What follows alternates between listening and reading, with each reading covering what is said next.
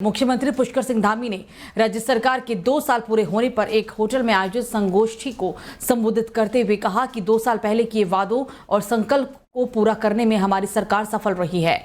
प्रदेश चहुमुखी विकास की एक नई उड़ान भर रहा है। हजारों करोड़ों की लागत से विकास काम हो रहे हैं। राज्य में कड़े कानून बनाकर भ्रष्टाचार, महिला उत्पीड़न, पेपर लीक और दंगा फसाद को जड़ से खत्म किया जा रहा है। उत्तराखंड राज्य को पूरे विश्व में देवभूमि के नाम से जाना जाता है। हमारे प्रदेश में दंगाइयों के लिए कोई जगह नहीं है। राज्य स्थापना के बाद उत्तराखंड में विकास कार्यों को सबसे तेज गति वर्तमान सरकार में मिली है। सरकार विकल्प सहित संकल्प को मूल मंत्र मानकर विकास कामों को आगे बढ़ाने का काम कर रही है। प्रदेश भर में 18,000 करोड़ रुपए से अधिक के विकास कार्यों का लोकार्पण और शिलान्यास किया गया है। तो उत्तराखंड सीएम पुष्कर सिंह धामी ने रंगों का पर्व होली को लेकर राज्यवासियों को शुभकामनाएं दी हैं। सीएम धामी ने अपने ऑफिशियल सोशल मीडिया प्लेटफॉर्म पर एक पोस्ट करते हुए लिखा कि आप सभी को अन्याय और अधर्म पर सत्य और भक्ति की विजय के प्रतीक होलिका दहन की हार्दिक शुभकामनाएं। इस होलिका दहन पर अहंकार, नकारात्मकता और ईर्ष्या का दहन कर सकारात्मक जीवन की नई शुरुआत करें।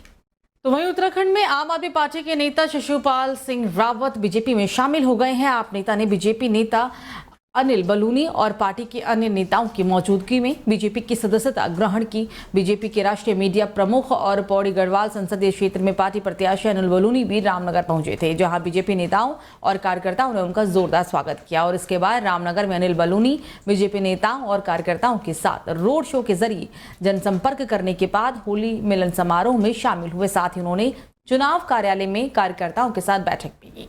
होली मिलन समारोह में भाग लेने के बाद उन्होंने वहां उपस्थित जनसमूह को भी संबोधित किया। साथ ही उन्होंने कहा कि बीजेपी 500 सीटों पर भारी मतों से जीत दर्ज करेगी और 400 सीटें लोकसभा में जीतकर एक बार फिर दोबारा से नरेंद्र मोदी देश के प्रधानमंत्री बनेंगे। उन्होंने कहा है कि राज्य में पर्यटन के क्षेत्र को बढ़ावा दिया जाएगा। तो उत्तराखंड में शिक्षा विभाग की एक रिपोर्ट के मुताबिक राज्य के सरकारी स्कूल लगातार छात्र विहीन हो रहे हैं। हाल ये है कि 1,671 सरकारी विद्यालयों में ताला लटका हुआ है और 3,573 स्कूल बंद होने की कगार पर है। स्कूलों को लेकर हैरानी की बात यहां पर यह है कि 102 स्कूल ऐसे भी हैं जिनमें हर स्कूल में केवल एक छात्र का ही नामांकन है। प्रदेश में 1 अप्रैल 2024 से नया शिक्षा सत्र शुरू हो रहा है, लेकिन इस सत्र में के शुरू होने से पहले राज्य के कई विद्यालयों में ताला लटका हुआ है। शिक्षा महानिदेशालय ने हाल ही में राज्य के सभी मुख्य शिक्षा अधिकारियों से जिलों में बंद हो चुके विद्यालयों की रिपोर्ट मांगी थी। जिले से मिली रिपोर्ट के मुताबिक सरकारी विद्यालय छात्रविहीन होने से लगातार बंद हो रहे हैं। रिपोर्ट के मुताबिक 3,573 विद्यालयों में छात्र की संख्या 10 या फिर इससे भी कम है और इनमें सबसे अधिक 785 स्कूल पौड़ी जिले से ही हैं। सबसे कम 3 स्कूल हरिद्वार जिले से हैं।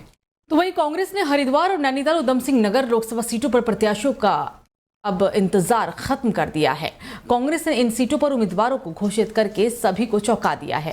कांग्रेस ने इस बार युवा चेहरों पर हालांकि दांव खेला है। हरिद्वार सीट से हरीश रावत के बेटे वीरेंद्र रावत, तो वहीं नैनीताल सीट पर प्रकाश जोशी को प्रत्याशी घोषित किया गया है। बीजेपी 5 लोकसभा सीटों पर प्रत्याशी घोषित करने के बाद नामांकन और प्रचार प्रसार में जुटी हुई है, लेकिन कांग्रेस ने अल्मोड़ा, टिहरी और गढ़वाल के प्रत्याशी घोषित होने के बाद हरिद्वार, नैनीताल सीट पर उम्मीदवार के नाम न घोषित करने से लगातार इंतजार और कयासबाजी का दौर भी जारी था। वहीं शनिवार देर रात पार्टी आलाकमान ने उम्मीदवारों के नाम का ऐलान करने के बाद तमाम कयासों पर अब विराम लगा दिया है।